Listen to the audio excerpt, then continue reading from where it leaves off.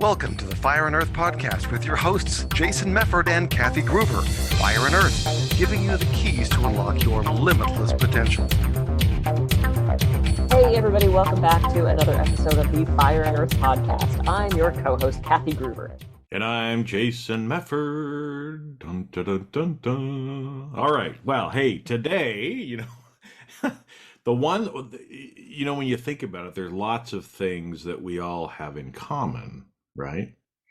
And one thing that we all have in common is we're in different relationships, right? Different kinds of relationships. But everybody's a father, a son, a daughter, a boyfriend, girlfriend, spouse, whatever it happens to be, right? Yep. And so today we wanted to talk a little bit about relationships, because relationships come and go, right? And again, that's something that is we all deal with. We all start new relationships. We all end relationships. And so Kathy, tee us off on this. Yeah, so I've been talking to a couple different clients and just friends in general about this sort of regret of staying someplace too long. And it doesn't necessarily stop with relationships. It's why did I stay in that job for so long? Why did I stay in that apartment for so long? But usually it focuses around relationships. And I have several clients who have, gotten out of either abusive or narcissistic relationships. And now that they're away from it, they're doing that. Why did I stay there so long? I'm so stupid. I was weak, and they're beating themselves up for not leaving a situation sooner. And I was thinking, well, what do you say? You can say, get over it. You can say, you're strong now. Don't look to the past. You can say all these things, but we all, and I think we've all had this thought, right? Of, why didn't I leave sooner? No matter what it was, how do you move forward from that and not beat yourself up, look back to the past, regret those decisions? And I thought it would be an interesting conversation, since that, was sort of top of mind for me. Yeah, because I think we can kind of go, maybe down two paths on this one too, right? Because I think a lot of times we beat ourselves up because we think like that. Why did I stay here for so long? Right. So maybe a little bit of, if you're feeling like maybe this isn't the right relationship for you, how do you identify that? What are some things maybe that you identify with that, so you don't stay longer than you need to? Right. But then when you leave, how do you not beat yourself up? Right. Exactly. Because I think that's what makes it worse a lot of times. Because anytime you end a relationship, there's all kinds of drama, there's all kinds of changes, that go on in your life, especially if it's a romantic relationship or a marriage, right? Yeah, if there's kids, if there's a house, if there's financial dependency, if there, lots of stuff to unravel, right? Yep. So you've got all of the emotion, all of the things that go along with that. And so if at the same time you're beating yourself up too, it's like you're doing yourself double damage. Right, exactly. At that Yeah. point. And the analogy I came up with, and I was saying this to somebody, as I said, so when you shot out of the womb, could you walk? And she started laughing, and she said, no. And I said, okay, are you mad at yourself that it took you 1.5 years to walk? She said, no. And I said, you have kids. Are you mad at them that they're not walking yet? And she said, well, they're 8. I said, okay. Hopefully they're walking by Hopefully then, they're walking right? right now. I said, but you know what I mean. I said, you didn't stand them up and be mad that they weren't walking right away. I said, our adult lives are the same way. There is things we have to learn. There are progresses and processes that we have to go through. Not everything is achievable in the first second. And I also know people who woke up one day and went, this relationship, shit, I'm out. And they left, and there's that, rip off the Band-Aid, and there is the pick at it for a while before you have the balls to actually do it. But I love that analogy of, did you beat yourself up for not walking for 1.5 years? And, everybody laughs at that, but it's like, it's true. We have to learn what we're there to learn, and we have to build up that strength and build up those resources before we say, I'm out. Mm-hmm. Well, and I think sometimes too, we all have different paths to take. We all have different lessons to learn, right? And so, I think sometimes, we all hang out maybe in a relationship longer than we need to, right? But again, maybe there's something that we were supposed to learn as part of that. Yep. Right. And so, to beat ourselves up over, maybe instead just kind of switch it around, right? Instead of beating ourselves up, I'm so grateful that I'm able to learn this particular lesson or whatever it is, right? That's a little, again, subtle shift Mhm. on it. But again, it's like, it's the shoulda, woulda, couldas, right? And it's like, quit shoulda, woulda, couldaing you, couldaing you, right? I heard somebody say one time, don't should on yourself, Oh yeah. right? It's like, and just kind of accept what it is, right? But I guess maybe, and again, because you've gone through it, I've gone through it. What are maybe some things, if people are sitting there questioning, is this a relationship that I need to get out of? What are kind of some red flags or things that maybe people can, if they start to see them, realize that something is going on and maybe this isn't the right place for you to be? Yeah. Well, and the other thing I was going to say before we jump, because that's a big conversation. The other thing I Yeah. was going to say was, I encourage these people, and I did this myself when I left, was write down what I learned. Write down what I learned from that relationship, what I learned from being in that situation from day one to day, however many days it was, right? Because there's lessons to be gotten from everything. And one of the relationship kind of gurus that I base a lot of my coaching on said, even in moments of anger, it's probably a bad tone. It's probably not the timing that you would like. Everything your ex said about you is true. And I went, "Oh, shit." And I kinda went through, like, what were our arguments? What was, and I kinda realized, yeah, it wasn't maybe the best tone, and the wording could have been more polite, but pretty much everything that my ex complained about was, in some way, true. And so it's like, I had to sit with that and say, "Well, how can I, moving forward in a relationship, learn from that? How can I learn those things? How did I contribute to the downfall of that relationship? Because we all have contributed to the downfall of a relationship. It's not just one person. So like, what can you learn from that? And the other thing, not only, maybe you had to be there to learn, but sometimes the timing of that relationship keeps you or leads you to a place where you get a benefit from having stayed. So I think had I left my ex earlier, I probably would have left Santa Barbara. I would have gotten up and headed back to LA. And had I done that, I wouldn't have met my current partner, who's amazing. Mm. So it's like you look at that kind of stuff, like staying in that relationship kept me in this location for just the right timing of meeting my amazing partner. So it's like you can look at stuff that way too. The chaos theorists say, well, that's just random and it doesn't matter. You would have, but I don't know. I think there's a little bit of a life design happening there. Well, yeah, because a lot of people that try to blame everything on chaos, they're looking at it too finite.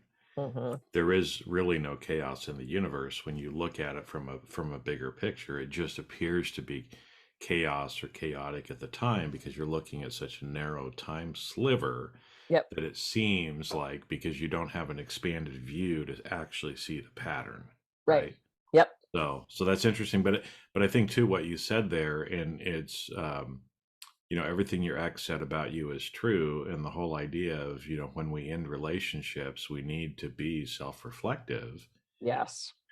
on that, because what you see is so much of the time, right, people just repeat their relationships over and over again, right? And so we get out of, let's say, an abusive relationship, and then we go and we find another abusive relationship, Yeah. It might right? look different, but it's the same Yeah, basic but idea. it's the same basic idea, and so we end up kind of drawing in this to ourselves because we haven't changed, we haven't learned the lesson yet, Yeah. and so because of that, we got to go through it again, Right. And right? our brain looks for things that we're familiar with. Hmm. And I think I used this in this story before. I have a girlfriend who's back on the dating apps, and she's like, "Kathy, I swear to God, I've dated the same 10 guys in a different sweater." Hmm. She said, "They just look, they're the same exact guy. They just look different." And I said, "Right, because your brain is looking for that thing that you know already. It's looking for the knowns. Change is scary to our brain. So this is when we change our mindset to a growth mindset where we start planning for these amazing things that are going to happen. We start fantasizing about that perfect man or woman or whatever. Then our brain starts to go, oh, there it is. It starts to look for that thing as opposed to sticking with that same pattern. So I'm all about, lists, writing things down. What are the qualities that you want in a relationship? Who do you want to be in that relationship? And I Hmm. think that's one of the most important questions for anything is who do we want to be? Who do we need to be to attract that person? And then the other thing that I suggested to, and I did this myself after I left my ex, was I started with my high school boyfriend, and I wrote down every relationship I had been in, who initiated it, who ended it, what the dynamic was in the relationship.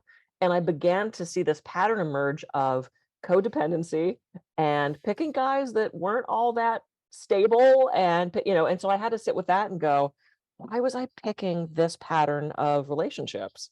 Because I grew up in a, loving household, two parents till my mother passed away. But it's like, I think that thing created such chaos that I kind of flipped to the other extreme, and I looked for these guys that were like the bad boy kind of thing. I found them. Yeah. One's in jail for manslaughter. I feel better about the breakup. Oh, there you go. Right. Yeah. A little evidence afterwards that you made the Yeah. right choice. Yeah, I know, exactly. Yeah. And that was years ago. I'm sure he's probably still in, but manslaughter doesn't it doesn't expire quickly. But it's like, so that's something to do. Like, who do you need to be in this next relationship? And look through your previous relationships and look for those patterns. Look for that same partner, right? And see how you can shift out of that perspective. But beating yourself up over I should have left sooner is not serving anybody. No. Well, and I think it's interesting because what you said too, you see this a lot where in a lot of relationships, it's like one partner wants to change the other partner. Right. And so I think a lot of times, you see that cycle where it's like, I'm going to find somebody who needs a little help. Right. So Oh, sure. The rescuer thing. The rescuer kind of thing. Right. And I'm going to change him to become a better person. Right. But that relationship is pretty much doomed from the start. Yeah. At that point, because again, I mean, people don't necessarily want to be changed by somebody. Right. And trying to, control or make somebody that you're in a relationship with be more like the way you want them to be. Right. Well, that's not love anyway, right? Because you're conditioning, like, if you do this, then you're going to be a good partner, or then I'm going to love you, right? And that's not love anyway, because love is unconditional. Right. Well, let me throw a different. What am I standing on? Sorry, I'm standing on a cord I don't want to unplug. Let me throw a contrary view on that. So one of the coaching exercises that I do is, so we have to train people to be in a relationship with us, I believe, because my idea of love is different than your idea of love. How I want to be shown and that you love me is different than the way you want to do it. And we've talked in the past about the love languages. I think that's a completely valid thing. I recommend every couple go do the quiz, find out what love language you and your partner are. That's one of the first things I have my coaching clients do. But the other thing is there's these expectations in relationship that often can't be met. And I have had so many clients furious that their partner didn't do fill in the blank, didn't buy them fill in the blank, didn't get them flowers on Valentine's Day, didn't take them to the special romantic dinner, didn't throw them the surprise party. And it's like, but if you didn't tell them you want that, how can you expect them to give that to you? If I never express that my dream Valentine's Day, and I'm totally making this up, is a romantic dinner on the beach with a 15-piece orchestra, with dancing in the sand, with a full moon, and if I don't ever express that fantasy, no one's going to pull that out of their ass and give it to me. Wouldn't it be great? But we have this, this Hallmarkian idea of what a relationship should look like, and that's not realistic. We have to train our partner to treat us the way we want to be treated in a relationship. So one of the exercises that I have my couples do is write down 10 or 15 things that your partner can do to show you that you are loved. And you trade lists, you circle the ones that you think is going to be the most difficult for you, and you just start doing stuff on the list. And sometimes it feels stilted at first, like, oh, I don't want to get up and make you tea every day. It's supposed to be measurable things, and it's not a contest. It's not like, oh, well, he did one off my list, so I'll do one off his list. It's you're fully giving to the other person, because if you're both fully giving to the other person, then it's a balanced and fabulous relationship. And the problem that I see is so often one is busting their ass to make it work, and the other one's sitting on the couch not participating. And I think, talk about warning signs, I think that's one of the signs that this is a relationship out of balance. If one is begging you to go to therapy and the other one will not get off the couch and go, I think that's a big problem in a relationship. And it's a sign that they are not willing to work as hard as you. That's a good time to evaluate, is it worth me fighting for this if they're not going to participate at all? So it's not necessarily about changing the other person, but it is about training them to know how you like to be in a relationship. Well, and I'm guessing too, because, again, it's like doing that is great, but it feels like too that there's sometimes when maybe one of the partners is coming forward with, look, I need you to do this, and the other partner says, you know what, I just can't do that. Yeah, And that's okay too, I think, right? I mean, that's just sometimes we do grow apart, absolutely. from that, and or maybe, sometimes what's being asked of us is kind of not almost in the other person's best interest too, right? Sure. Like especially if you have somebody who's very needy, and they're not kind of taking responsibility for themselves and expect their partner, True. right, to always be the one that's like lifting them up and doing all this Right. other stuff. That can be fucking exhausting, Sure. I want you to text me right? every 15 minutes and tell me that you love me. And then before you go to bed, we got to say smoochy, smoochy, smoochy. And then that becomes a little dependent / codependent.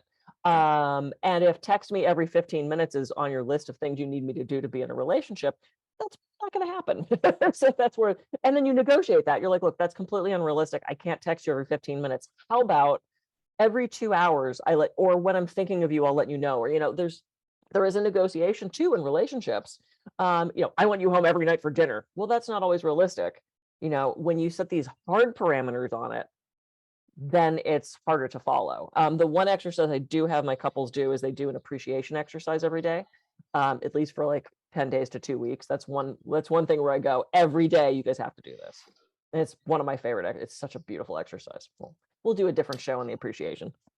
Okay. I was going to say, so how does that go? But yeah, we probably don't It's have a time for long that. script. It's a long script, and I want to teach. I would love to teach it to you, but not right now, because we're talking right now. about like regretting not leaving soon enough. So yeah, Yeah. we've turned a Yeah. Well, corner. and so again, we all, I think probably any time that you get out of a relationship, there's some of that feeling. Yeah, I don't think we probably ever leave a relationship without, maybe looking back and thinking, well, there were warning signs before. Why didn't I do something, earlier? I mean, I was that way in my first marriage. I mean, there were clearly some signs that I should have gotten out of the relationship years before I did.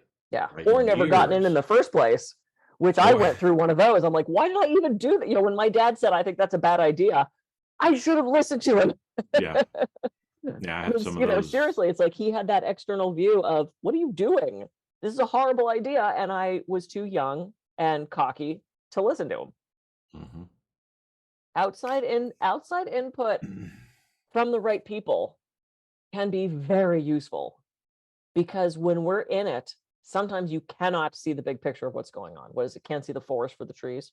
I never quite understood that one. Well, and because we can never be fully objective with ourselves, right? We Yeah. can't see our own blind spots. And so a lot of times, somebody from the outside can see it, and it's like, Kathy, are you sure about that? Which is Yeah. kind of probably what your dad was saying, and you're like, oh no, Dad, I know.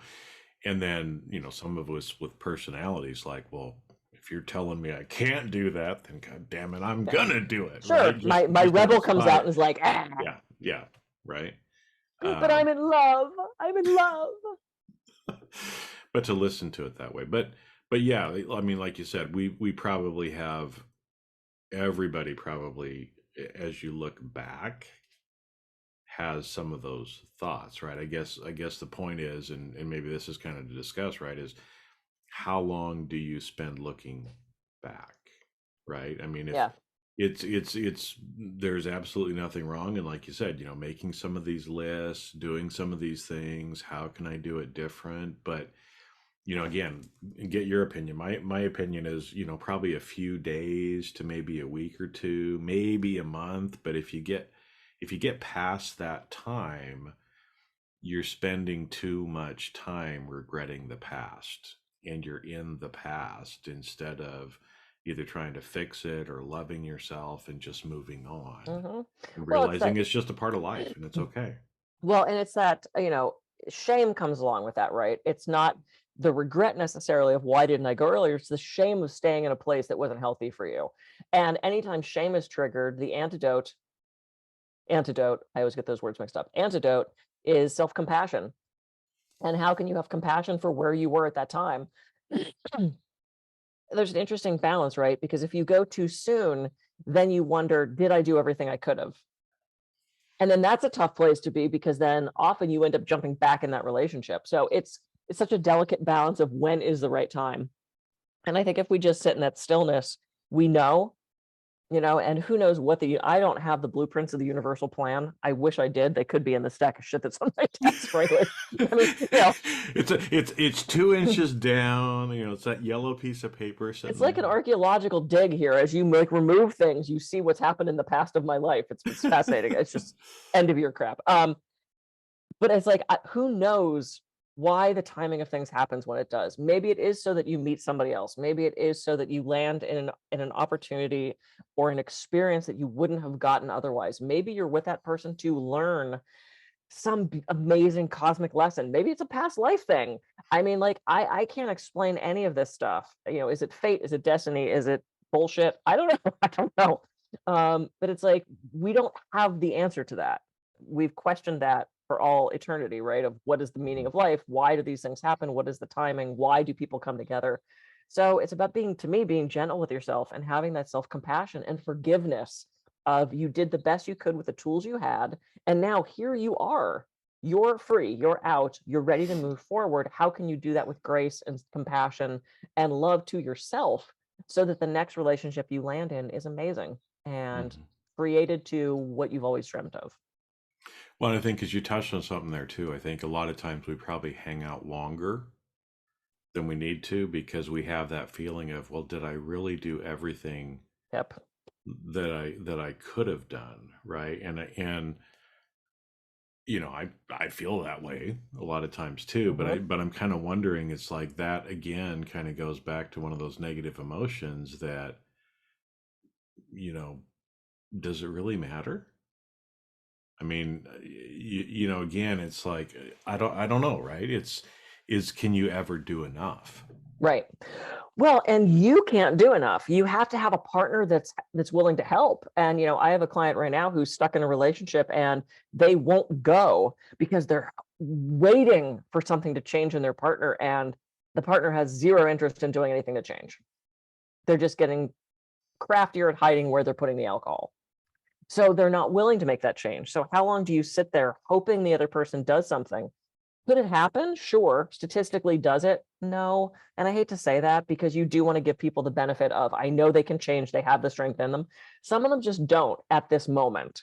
Not to say they won't change 5 years from now or 10 years from now. Maybe right now isn't the time. And how long do you want to spend, spinning your wheels and torturing yourself emotionally in hopes that the other person will change when they don't have it in them? And sometimes you have to let go in order for them to make any changes at all. Well, and that's where too, kind of from a time horizon, I mean, again, we know a lot of times change takes at least 3 months for some different things, but again, it's almost like 3 to 6 months, and if things aren't going to change in 3 to 6 months, they're probably not going to change, right? I mean, if you think about even like from an employer-employee perspective, right? You typically, from a corrective discipline standpoint, you give people about 3 months. Right, 3 to 6 months, because again, either things can change if both parties want them to change in that time frame, or they're not going to. Yeah. But it takes effort, and it takes, change is hard and change is scary. And sitting in therapy for the first time, vulnerable and exposing yourself to a stranger who you hope is going to have the right tools for you, is very scary. And, some people need to shop around and find the right coach for them, the right therapist for them and their partner. But also, don't look to the past too much and beat yourself up over these things, right? I mean, it's hard to say that, because when you're in it, it feels awful. But know that as days go by, things are going to be better, they're going to be different, and you're eventually going to look back and go, wow, I learned some really great stuff from that. I promise you that will happen. So great topic, great thing, because again, it's one of those things that everybody's going through in some way or another. Yep, absolutely. Either they have, they will, or they currently are. Yes, that's what brings us all together.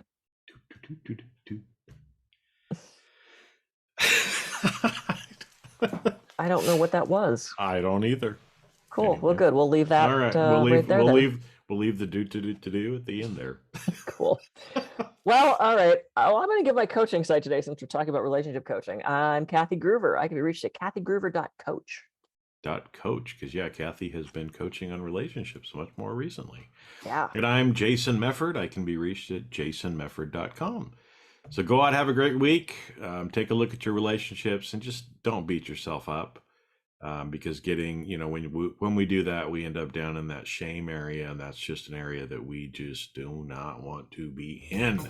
So have a great week, everybody, and we'll catch you on the next episode of the Fire and Earth Podcast. See ya. See ya.